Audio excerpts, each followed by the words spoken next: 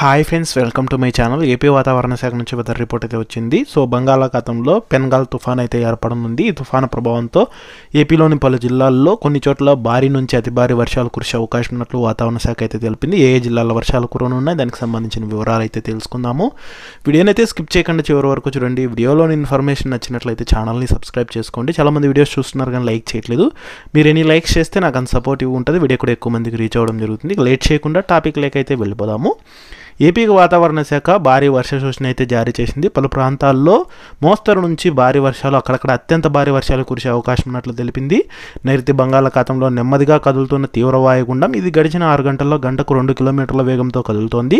ప్రస్తుతానికి ఇది శ్రీలంక ట్రిమ్కోలీకి 110 కిలోమీటర్ల దూరంలో, అలాగే నాగపట్నానికి 310 కిలోమీటర్లు, పుదుచ్చేరికి 410 కిలోమీటర్లు, చెన్నైకి 480 కిలోమీటర్ల దూరంలో కేంద్రీకృతమైంది.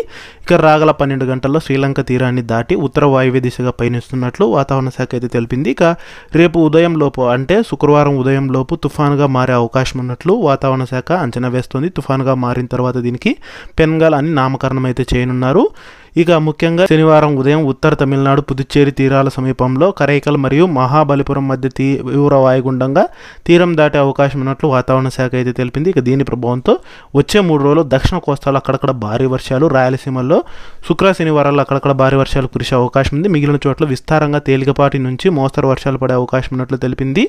ముఖ్యంగా శనివారం రోజు దక్షిణ కోస్తా రాయలసీమలో కొన్ని చోట్ల భారీ నుంచి అతి భారీ వర్షాలు కురిసే అవకాశం ఉన్నట్లు తెలిపింది.